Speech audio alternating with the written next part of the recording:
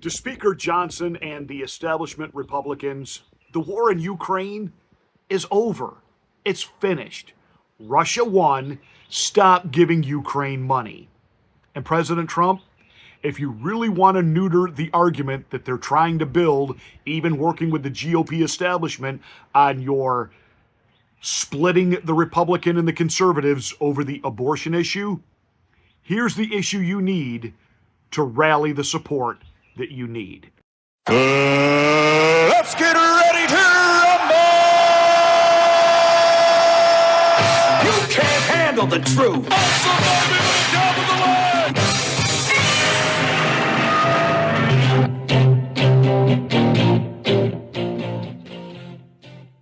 Hi, I'm Pastor Marty. No, I didn't disappear. I've just been kind of busy.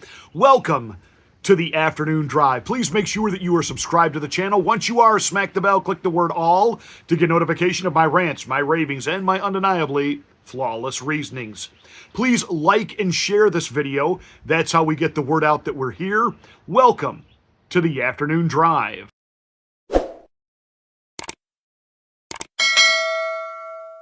Well, as Marjorie Taylor Greene and other conservatives within the Republican Party are again saber-rattling to get rid of Speaker Johnson, and President Trump doesn't want that because he doesn't want the voters to think that there is a fractured Republican Party, which there is, but it's okay because there's a fractured Democratic Party.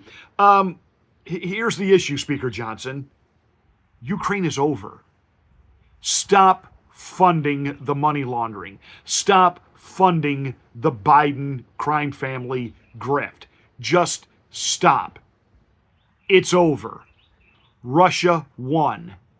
You know, back before these hostilities broke out, we used to talk openly, honestly, and freely in this country about Ukraine, about how corrupt it was, that every politician there was on the take, that Zelensky himself was an absolute vile individual making his money on sex trafficking. We used to talk openly and honestly about the fact that Zelensky jailed and executed his political opponents. We talked about how they muzzled their press in Ukraine, and it was basically a state-funded media. Then all of a sudden, Russian tanks go rolling in there, and immediately, why, Zelensky becomes the poster child of freedom and democracy. And you're hearing all of the Holly weirdos, you know, from like Sean Penn saying that he would melt down his Oscar so that Ukraine could have bullets. You had old has-beens like George Takei from Star Trek talking about, I'm willing to pay more at the gas pump because it means we are liberating Ukraine. You're not liberating Ukraine, and Ukraine is not a democracy. It never has been. It is an oligarchy. And they had a duly elected government. Our government decided that government wasn't as friendly to us as we wanted them to be, and they were a little too friendly with Russia, so that duly elected regime had to go. We talk openly and honestly in this country about how the CIA through the years has been involved in overthrowing other countries' governments. But yet, when it comes to talking about things that went on here in 2020, we can't even possibly hint that they might have done that internally. No. That just wouldn't happen. We only do it in other places in other countries. So we ousted the duly elected government.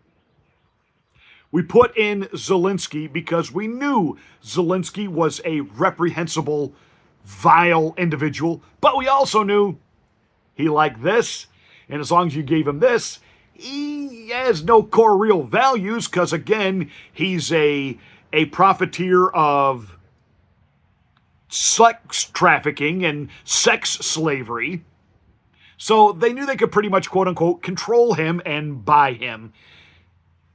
NATO wants Ukraine. Russia doesn't want our missiles on their border, and we wouldn't want Russian missiles on the Mexican border. Let's just be honest here. And when the people of Donbass within Ukraine were being shelled daily by the Ukrainian government because they still wanted to identify more as Russian than Ukraine, Vlad Putin said, that is enough. Tanks rolled in. It's a stalemate. Vladimir Putin is done. His people hate him. I've been watching a lot of videos made by not the government, but people who live in Russia about Russian life. And I've watched enough of them to know it isn't an orchestrated propaganda by the Russian government. Russia's doing pretty well. I mean, there's this one guy, all he does is travel around all day and make videos of shopping malls and grocery stores, etc., etc., etc. Russia is thriving, and I told you 2 years ago what was going to happen. The sanctions were not going to work. So when we were paying more money at the gas station and at the supermarket, we were initially told, has nothing to do with inflation. It has to do with the fact that we are fighting to liberate Ukraine, to restore their democracy, and it's worth paying more at the gas pump and at the grocery store. Bullhog. What we did, we drove Russia right into China's hands. And I told you this 2 years ago, that what would happen is Russia and China would join up. Now you've got places like India wanting in on it, and even places like certain countries within Africa wanting in on it. And they are forming a parallel economy that will rival the West. Think about all the businesses that in order to maintain their social standing here in this country, that when hostilities broke out between Russia and Ukraine, they immediately pulled out of Russia. All these American corporations, including all of the American credit card companies. Well, let me ask you a question. When MasterCard and Visa and American Express and Discover Card all pulled out of Russia, what was the motivation for the Russian people to ever pay any of that money back? Oh, let me give you a hint. It looks like an O, zero. There would be zero reason for them to pay that debt back. It was like, wow, great. American Express gave me $10K free. Who's paying it back? We are, the American consumer. In the meantime, Russia and China and all of their cohorts have gotten together and they have relaunched and created brand new credit card companies. Shopping malls in Russia are packed. I watched a video yesterday of a 500 store outlet. 500. Did you hear what I said? 500. It's the largest mall in Europe. It's in Russia, just outside Moscow. The place was packed. And they've got every name brand you can think of. And they've got some wink-wink American brands that are just operating under different names. So when Levi says, we're an American company and we will not do business in Russia, wink-wink, as Levi. They operate under a different name over there, and I can't pronounce it. But we got to see a tour of the store within that Russian mall, and it looks exactly like any Levi store you would see in any American mall or shopping center today. And that's one example. Burger King is thriving over there. There's now a Russian version of McDonald's. I've talked about this before. Their Big Mac looks better than our Big Mac. It certainly looks bigger, and it's cheaper. Russia, operating 800 days under sanctions, is thriving. How we doing, America?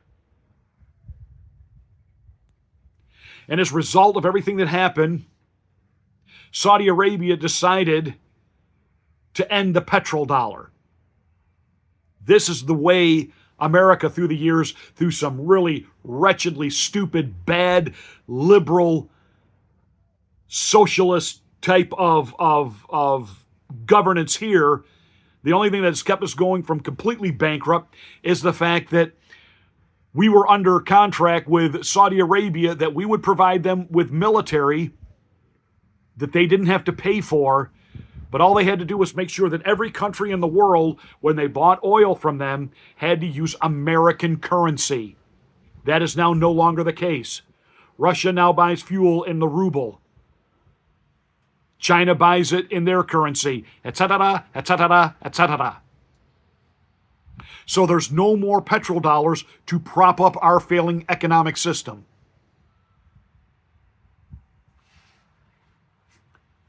But we think giving another $30 billion to that insane criminal Zelensky is somehow going to stop Russia. No, it's not. It's over. It's done. Russia actually occupies about a third of Ukraine. How much land does Ukraine occupy in Russia? Let me think. Oh yeah, that would be zero. None. We don't need to be giving Ukraine any more money. Well, Donald Trump is kind of reneged. He said that he would, give Ukraine the weapons they needed to end Russia. You do understand that Donald Trump is a negotiator. You have to bring something to the negotiating table. He's not going to get Putin to back off and seek peace with Zelensky just because of his personality. No, he's going to have to tell Putin point blank, you can keep what you got. You go no further. But if you refuse this deal, I will make sure that Ukraine gets everything that it needs to end you. To end you. It's a negotiating tactic. Mr. President, you've gotten beaten up by some in the conservative right over your stance on abortion. And now I'm watching outlets like Newsmax and even Faux Pas News, formerly known as Fox News, trying to, I don't know what's up with Newsmax, but they're not for you. That's glaringly apparent now. And they're they got a little taste. They got some ratings. They've been accepted on cable systems. And now has come the big meeting where they've been told, hey, if you want to keep your ratings and you'd like a real shot at, maybe knocking Fox News off, you're going to play the game. And the game is we don't want Trump. And I'm watching the headlines on Newsmax turn away from Donald Trump. Just pointing out the obvious. I called it years ago when Fox News was on its way out, when Sean Hannity got bumped from 9 to 10 following the devastating defeat of Mitnius Romneyus against Barack Obama. And I'm calling this now. Newsmax is not Trump-friendly media on any level. A couple of the hosts may be, but not the organization. And they want this rift. They want this fight. They want this conflict, this thing that they think will pull apart the Republican Party and rally Democrats to go vote who have no other reason to vote in this election cycle because they don't want Joe Biden, but they will come out to vote for abortion. So, Mr. President, flip the script. Flip the script. Yes, you're winning hands down on the economy and safety. But the one thing the Democrats have got that could potentially hurt you is the whole abortion issue. Come out for health care for everyone. I know some of my own conservative friends minds are about to explode. Come out for health care for everyone. We can't afford. Yes, we can. If we stop doing things like, giving money to Ukraine and to everybody else to fight their wars. Look, I don't want Israel attacked by Hamas, but nor do I want to be funding Israel indefinitely to bomb Palestinian civilians. I have no problem that Israel is our ally in the Middle East. For the most part, they are sane people. A lot of what we're dealing with in the Middle East are 4th century thinking barbarians. Got it. Israel is our ally, and we should defend our ally. However, it also means calling out our ally when they are wrong and wantingly, just openly, continually killing civilians is not good. And we shouldn't be funding it. President Trump, take all that money that the military-industrial complex is rolling around in and rechannel it, redirect it. Give us national health care that benefits every working family. It benefits everyone in this country, from the working poor, people who want to, quote, keep their coverage. Make good on what Obama lied about. If you want to keep your coverage, keep it. If you don't, here's this. It's affordable and it works. That's a win-win. That's a win-win. All day long, it's a win-win. Ukraine is a loss-loss. Republicans, stop stop pushing for Ukraine funding. Mr. President, tell Johnson and the GOP, stop funding Ukraine.